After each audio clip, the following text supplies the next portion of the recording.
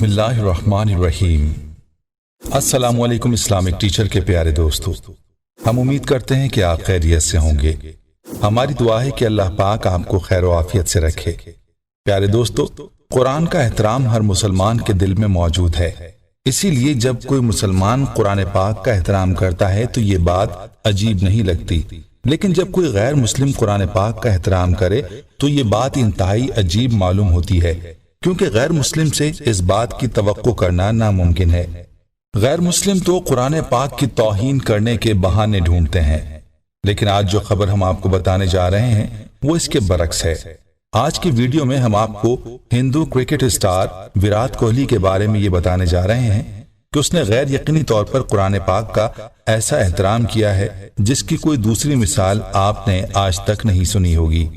وراٹ کوہلی نے ایسا کیا کارنامہ کیا ہے، اس بارے میں مکمل تفصیل جاننے کے لیے آپ سے التماس ہے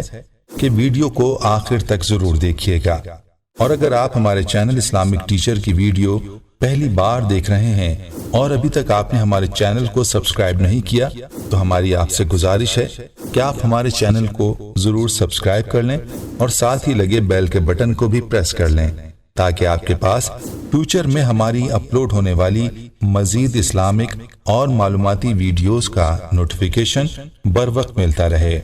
پیارے دوستو، وراٹ کوہلی کرکٹ کی دنیا کا ایک معروف نام ہے جو کہ بھارت کا مشہور کھلاڑی ہے، اور کرکٹ اسٹار ہونے کی وجہ سے پوری دنیا میں اس کا نام جانا پہچانا جاتا ہے۔ دوستو، وراٹ کوہلی کے بارے میں یہ کہا جاتا ہے کہ وہ ہر سال کرکٹ سے بھی زیادہ جو کمائی کرتا ہے وہ مختلف اداروں کے لیے ایڈز بنانے سے کرتا ہے۔ کہتے ہیں کہ گزشتہ سال کوہلی نے تقریباً 2.5 ارب روپے صرف ایڈ بنانے کی مدد میں کمائے ہیں۔ اس بات سے اندازہ لگایا جا سکتا ہے کہ مارکیٹنگ کی دنیا میں ان کی کتنی قیمت ہے،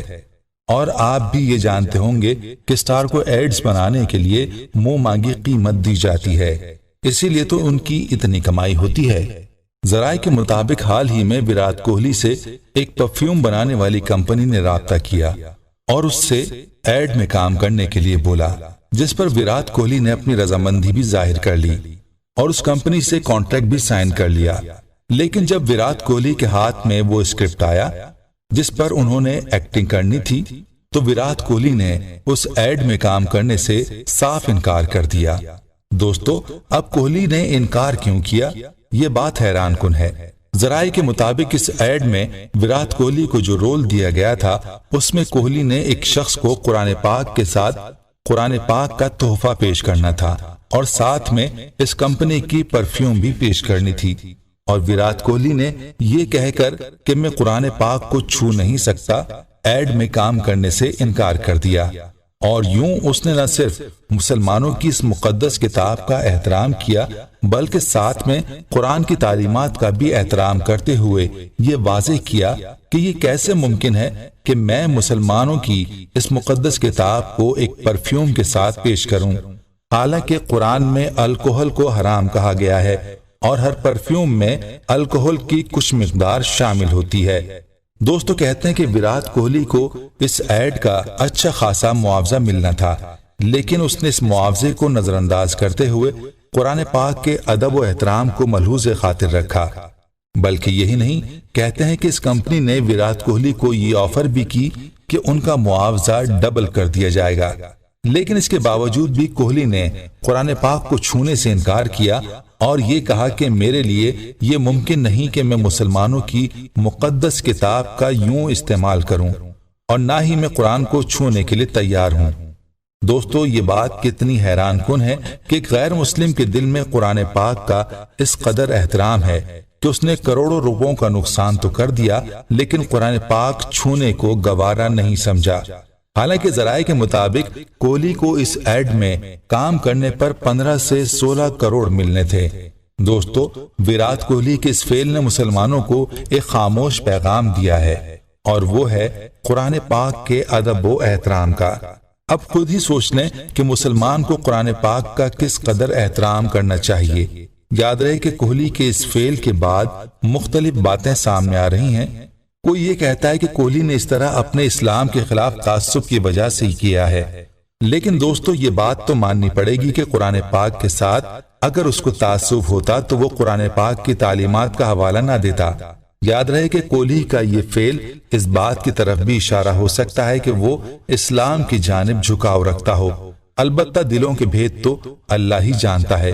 دوستو، اگر ہم بات کریں قرآن پاک کی تقدیس کی تو مسلمانوں کے لیے یہ ضروری ہے کہ وہ پاک حالت میں باوضو ہو کر قرآن پاک کو چھوئیں۔ یاد رہے کہ قرآن و حدیث کی روشنی میں امت مسلمہ کا اتفاق ہے کہ ہم جب بھی قرآن کریم کی تلاوت کریں یا اس کو چھوئیں تو کلام الہی کی عظمت کا تقاضا ہے کہ ہم باوضو ہوں، یعنی ہمیں اس کا خاص اہتمام کرنا چاہیے کہ تلاوت قرآن کے وقت حدث اصغر اور حدث اکبر سے پاک صاف ہوں۔ اگر کوئی شخص قرآن کریم کو چھوئے بغیر زبانی پڑھنا چاہتا ہے تو حضور اکرم صلی اللہ علیہ وسلم کے اقوال و افعال کی روشنی میں علماء امت کا اتفاق ہے کہ وضو ضروری نہیں ہے۔ لیکن اگر کوئی شخص قرآن کریم کو صرف چھونا چاہتا ہے یا چھو کر پڑھنا چاہتا ہے، جس طرح ہم عموماً قرآن کریم کی تلاوت کرتے ہیں، تو قرآن و حدیث کی روشنی میں جمہور علماء کی رائے ہے کہ وضو کا ہونا شرط ہے، یعنی ہم بے وضو قرآن کریم کو چھو نہیں سکتے۔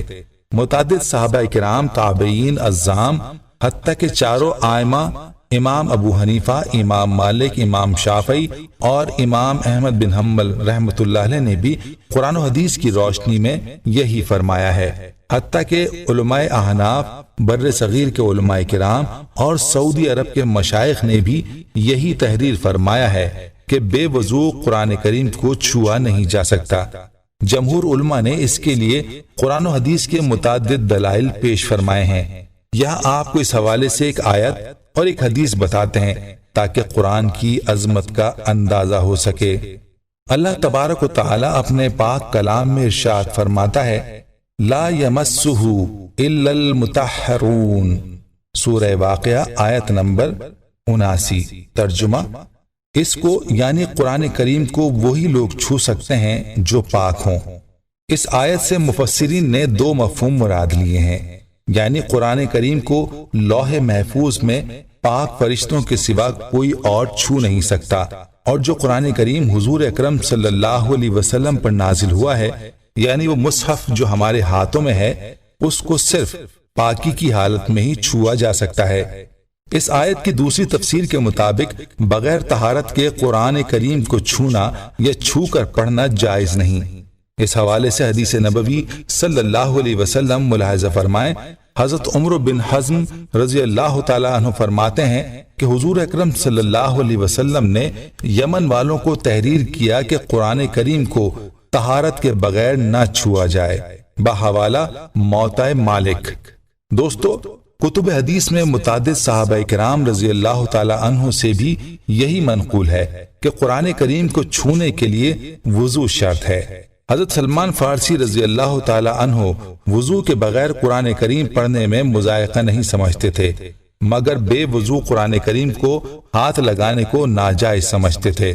یہی رائے حضرت سعد بن ابی وقاص رضی اللہ تعالی عنہ اور حضرت عبداللہ بن عمر رضی اللہ عنہما کی بھی ہے۔ حضرت عطا، حضرت طاؤس اور حضرت شیبی اور حضرت قاسم بن محمد رحمہ اللہ سے بھی یہی منقول ہے۔ البتہ قرآن کریم کو ہاتھ لگائے بغیر یعنی یاد سے پڑھنا ان سب کے نزدیک بے وضو جائز تھا۔ تو دوستو، معلوم ہوا کہ قرآن پاک کا احترام اس قدر لازم فرما دیا گیا ہے کہ اس کو بغیر وضو کیے کوئی مسلمان بھی نہیں چھو سکتا۔ کافر کا چھونا تو دور کی بات ہے، جو کہ ہوتا ہی ناپاک ہے۔ البتہ جہاں تک بات ہے کوہلی کے قرآن پاک کے احترام کرنے کی، تو ہماری دعا ہے کہ اگر اس کے دل میں قرآن کی قدر ہے تو اللہ تعالیٰ اس کو ہدایت دے اور اس کو مشرف با اسلام فرما دے، تاکہ وہ اسلام میں داخل ہو کر جہنم کی آگ سے بچ جائے۔ اللہ سے دعا ہے کہ اللہ ہمیں دین کی سمجھ نصیب فرمائے اور اس کے مطابق زندگی بسر کرنے کی توفیق عطا فرمائے، آمین۔ پیارے دوستو، ہم امید کرتے ہیں کہ آپ کو ہماری آج کی یہ ویڈیو ضرور پسند آئی ہوگی۔ اگر آپ کو ہماری آج کی یہ ویڈیو پسند آئی ہے تو آپ سے گزارش کرتے ہیں کہ آپ ہمارے چینل اسلامک ٹیچر کو ضرور سبسکرائب کر لیں اور ساتھ ہی لگے بیل کے بٹن کو بھی پریس کر لیں، تاکہ آپ کے پاس ہماری آنے والی مزید معلوماتی ویڈیوز کا نوٹیفیکیشن بر وقت ملتا رہے۔ سبسکرائب کے ساتھ ساتھ ہماری ویڈیوز کو لائک بھی کریں اور اپنی قیمتی رائے کا اظہار کمنٹس میں ضرور کریں۔ کمنٹس میں آپ اپنے سوالات بھی ہم تک پہنچا سکتے ہیں۔ اللہ تعالیٰ آپ کو اپنے حفظ و امان میں رکھے، آمین۔